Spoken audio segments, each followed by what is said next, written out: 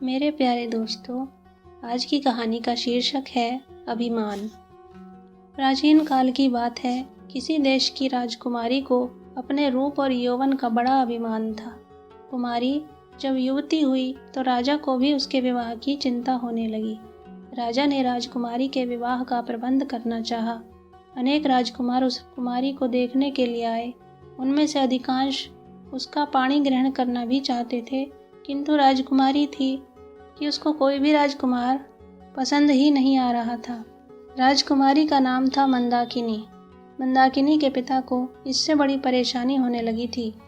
उनका सदैव यही प्रयत्न रहा कि किसी प्रकार राजकुमारी का विवाह किसी अच्छे राजकुमार से हो जाए।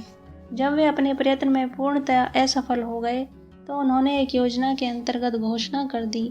राजकुमारी के जन्म दिवस पर प्रातःकाल जो प्रथम व्यक्ति नगर द्वार पर उपस्थित पाया जाएगा, उसी के साथ राजकुमारी का विवाह कर दिया जाएगा। राजकुमारी ने जब यह सुना तो उसने अपने पिता से असंतोष जताया, किंतु राजा ने उसे समझाया कि राजकुमारी के लिए विवाह आवश्यक है और वह जब किसी को पसंद ही नहीं कर रही है तो कोई न कोई उपाय तो करना ही चाहिए। इसीलिए यह घोषणा आवश्यक हो गई थी। युवती कन्या का किसी भी प्रकार अपने पिता के घर में रहना उचित नहीं है। राजकुमारी का जन्मदिन आ गया। उस दिन प्रातःकाल नगर द्वार पर उपस्थित जिस प्रथम व्यक्ति को राज सैनिक पकड़ कर लाए, वह एक साधारण भिक्षुक था। इस पर भी वह युवक था और सुंदर भी था। यही उसकी विशेषता थी। उसका मुखमंडल प्रभावान और प्रफुल्लित दिखाई देता था। राजा अपने वचन पालन के लिए प्रतिबद्ध था। प्रथा अनुसार राजपुरोहित को बुलाया गया और राजा ने विधि विधान के अनुसार राजकुमारी का उस भिखारी युवक से पाणी ग्रहण करवा दिया।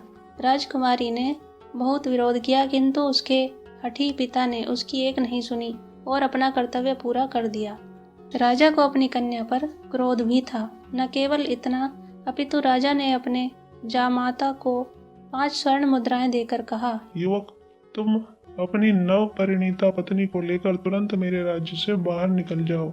यदि भविष्य में तुम दोनों में से किसी को भी इस राज्य में देख लिया गया तो उसे प्राणदंड भोगना पड़ेगा।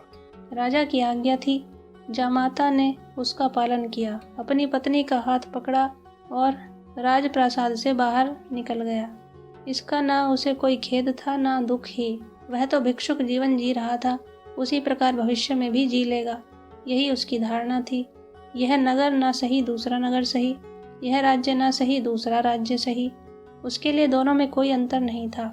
अतः आज्ञा सुनने पर उसे किसी प्रकार का विषाद नहीं हुआ।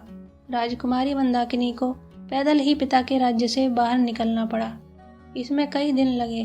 प्रसन्नता की बात इतनी ही थी कि उसका पति उससे प्यार करता था और मार्ग में उसका विशेष ध्यान रखकर आगे पैर बढ़ाता था।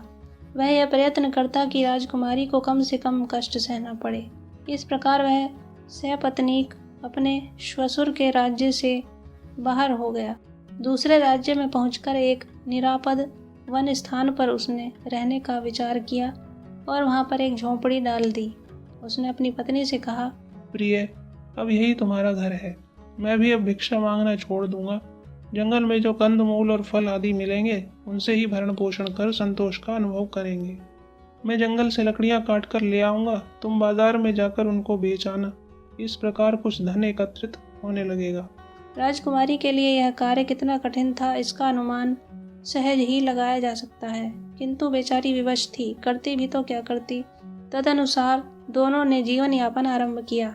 कठिनाई तो बहुत आई, किंतु समय के साथ कम होती गई। लकड़ी बेचकर कुछ पैसे उनके पास जमा हो गए तो पति ने एक दिन कहा, अब हम जंगल में रहना छोड़कर किसी गांव में जाकर बस जाएं तो ठीक रहेगा, क्यों? जैसा आप उचित समझें, पत्नी ने कह दिया। यह सोचकर एक दिन वे निकट के किसी गांव में जा पहुंचे। वहां उनको एक पुराने घर का खंडहर सा दिखाई दिया।